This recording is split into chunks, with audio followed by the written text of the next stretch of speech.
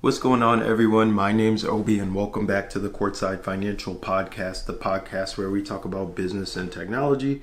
In yesterday's episode, we talked about NIO making some major organizational shifts, really putting an emphasis on cost cutting. I'm going to dive a little bit deeper into that in today's episode, particularly focusing on the NIO phone. So anyways, if you didn't watch yesterday's video, you should go check that out. That covers everything in a more broader sense, but essentially what I want to talk about is NIO scaling back its efforts in regards to the mobile phone. Now, when this phone was first announced, when it first dropped, whatever, a lot of people were saying, why is NIO releasing a phone? It doesn't make any sense. They need to sell more cars. Some people thought that the phone was a good idea as well, saying that it will give them deeper integration, give their users deeper integration with vehicles. If you want to be a part of the conversation before it happens here on YouTube, click that link in the description to join the free Courtside Financial Discord. Well, according to 36KR, NIO has quietly been reducing its staff and its resources in the phone department. This has been going on since December, and in yesterday's video, we mentioned that they're merging their software team with their digital cockpit development team, really just eliminating duplicate positions across the organization. Now, if you've been riding with me and following my coverage of NIO, you know that I'm somebody who's bullish on NIO, but I'm also someone who's objective on NIO.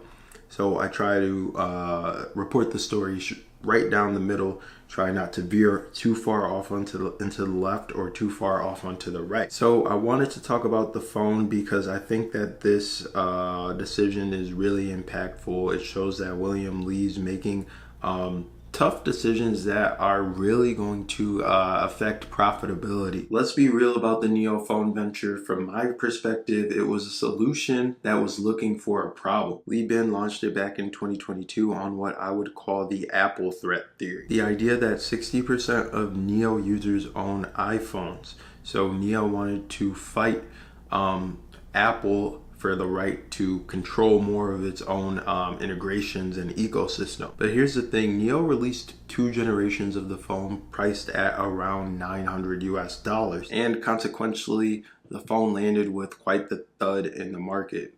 You're asking people to pay this much for a new phone brand that's competing with the likes of Apple, Huawei, Xiaomi, companies that have been perfecting this kind of product for years. What's even more telling is that NIO owners weren't even buying it. A survey from last October found that out of 10 randomly selected NIO owners, only 2 of them had purchased the NIO phone, and another one of them received it through a free promotion. When your own most loyal customers aren't excited about your own product, that's a serious red flag. Now let's compare this to some breaking news about NIO that just crossed my desk. NIO has announced that they'll be releasing their full year and Q4 2024 earnings on March 21st. That's my birthday, so it's going to be a while before I get out any coverage on that. I'm going to be up in Toronto celebrating with my girlfriend. But anyways, I will be tuned into the earnings. I'll be listening. I'll be trying to deduce what's going on here. It'll happen at 8 a.m. Eastern time before market open. The timing makes this phone pivot even more interesting. Is NIO cleaning house before facing investors is a thought that I'm having. Are they trying to demonstrate fiscal discipline ahead of what could be a make it or break it earnings report? Remember, last quarter showed promising delivery numbers, but investors were looking beyond delivery numbers to margins, to the path to profitability, and how is NIO doing on that. By cutting a money-losing venture like the phone business, NIO is sending a clear signal to the market about its priority. The fundamental problem with NIO's phone business wasn't just lackluster sales. It was a misalignment of resources. According to William Lee himself, 80% of the phone business was focused on system software and driver connectivity. Think about that.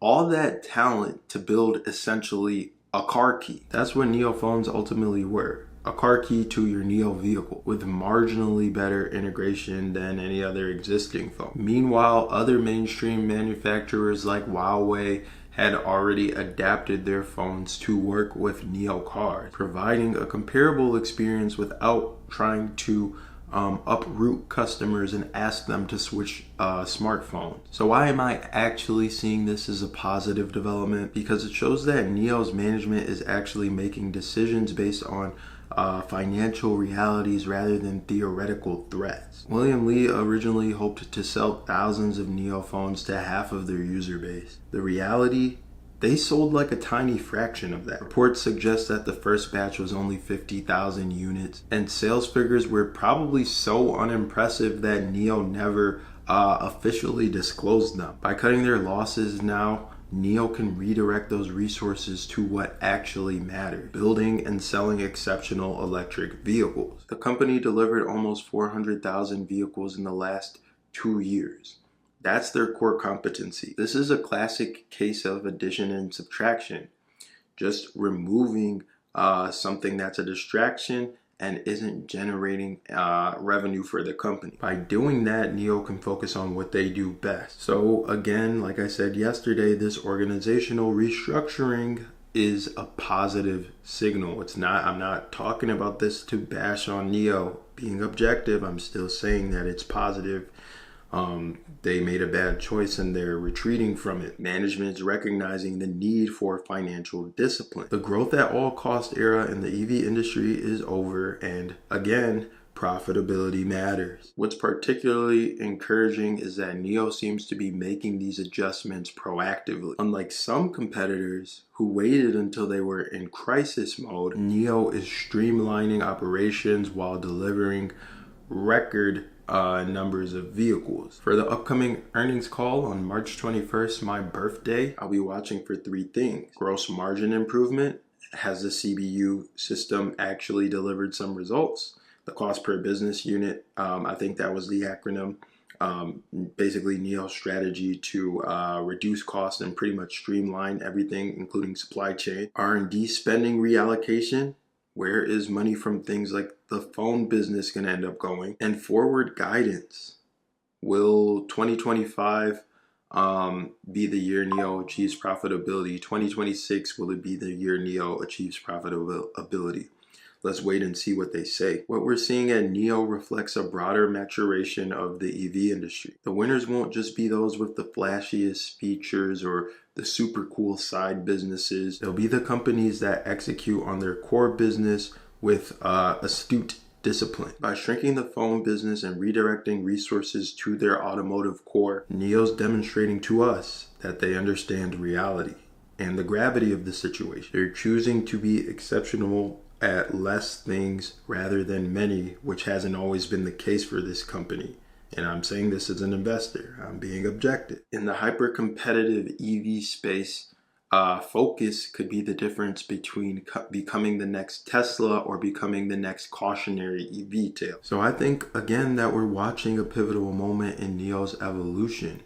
We're watching a company that built itself on premium experiences and battery swapping, making the hard yet practical decisions required for long-term success. It seems, or it appears, as if the CEO is finally listening to market feedback on such matters, building great cars and providing exceptional service. It's less glamorous than launching new product categories, but should be better for shareholder returns, in my opinion. But what do I know? I'm just a guy on the net. So circle March 21st on your calendars. This earnings report, this earnings call will tell us a lot about if this strategic pivot is part of a broader transformation at NIO. That's all for today's episode of Courtside Financial. Hope you found it useful, helpful, insightful, at the very least enjoyable. If it was any of those things for you, you already know what to do.